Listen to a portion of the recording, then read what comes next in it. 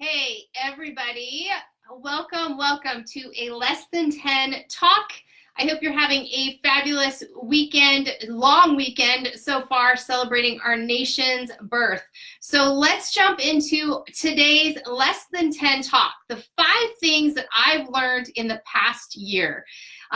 This is important, I think, because I learned a lot in the last year, and I think it's applicable to so many of us. So let's jump into it. So number 1, you need to have a plan for your hustle. I know that we all have goals and dreams, but if you jump into it without a plan for the hustle and bustle and everything that you want to accomplish, you are just going to be spinning your wheels. You're not going to reach those goals. So number 1, you always have to have a plan for your hustle.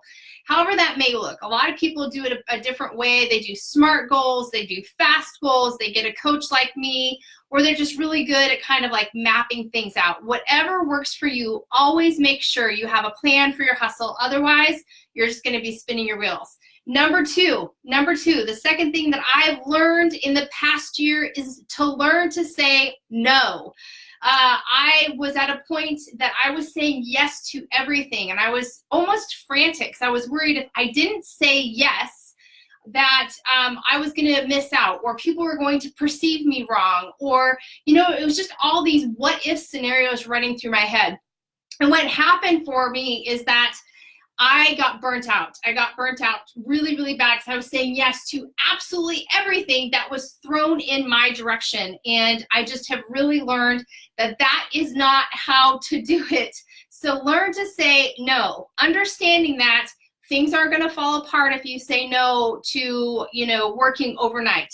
Things are going to fall apart if you turn off your phone and spend time with your family. Things are not going to fall apart if you go to the gym for an hour and take time for you. Learn to say no. I eventually learned how to say no in the past year, but it took the burnout. It took the burnout for me to really recollect or, go through things and just kind of think, okay, is this what's working for me and my family and everything I'm trying to achieve? Number three, know your worth. The thing that I've learned in the last year is I have to know my worth, because you know what sneaks in? Imposter syndrome. And everybody has been faced with imposter syndrome. And it's so hard. It's that voice in our head that tells us that we shouldn't be doing what we're doing. Maybe we're not good enough. Maybe we need to get better. Or, oh my gosh, what if they find out I'm not, as confident as I might seem on the outside? You got to know your worth. Now, I understand we're not always going to have confidence. I understand that not all of us are going to have confidence all the time. But you have to know your strengths. You have to know your worth. You have to know where you just really thrive and use those strengths to propel you forward. Because inevitably, when that imposter syndrome kicks in and you're just questioning, am I good enough?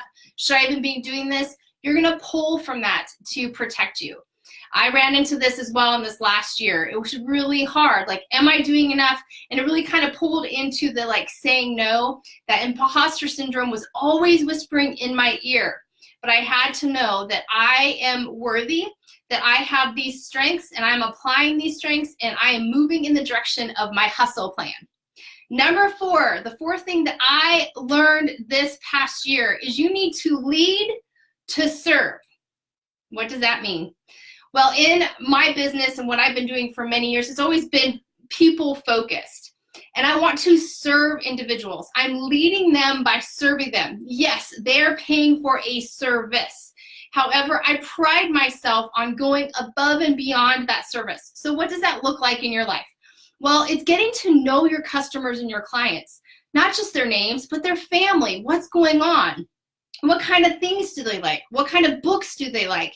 You really need to work with your clients to get to know them, because that's how you are even serving them. That's how you're leading them, by showing them that you are taking, note of who they are, that you value who they are and what they do, and how they are creating an abundant life for you. So lead to serve. Does that make sense? A lot of us work in the service industry, and we do provide services, but go above and beyond. Create that relationship with your customer and client. It makes a huge difference. I have to tell you, in the last year, there's been a lot of upset in the last 90 days. And here's the thing.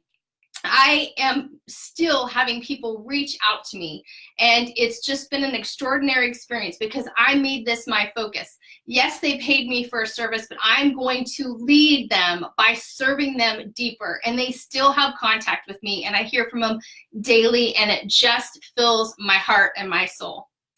Number five of the things I've learned this past year: make family priority. It's 12:41 today, and it's the day after the 4th of July. I'm a little bit late, but I'm closing down shop after this, because what I recognized in the last year as I was hustling and I didn't know how to say no, and I was just filled with imposter syndrome, is that I put my family on the back burner, and it's the worst thing that you can do.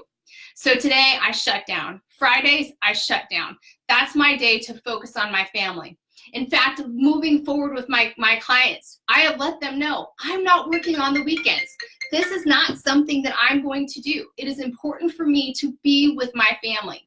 So set those boundaries. Make sure that you're making family a priority. Just like I said, when you say no, nothing's going to fall apart just because you're spending time with your family. In fact, you're breathing life into that unit that's always going to be there, always lifting you up and always supporting you. So why wouldn't you put the time into them? Hi, Jamie, I miss you too. So these are the 5 things that I've learned this past year. How can you apply them to yourself right now? Do you need to take a little test and ask yourself, do a little self-assessment of where you need to change up these things? So always, number 1, have a plan for your hustle. You need a roadmap. However you do that, whether it's SMART goals, FAST goals, using a coach, whatever it is, you have got to have a plan for your hustle. Because if you don't, you're spinning those wheels and you're going to be exhausted and frustrated. Number 2, learn how to say no. You don't have to say yes to prove your worth. You don't have to say yes to everything. In fact, you'll do better if you start saying no and you do a few things really, really well.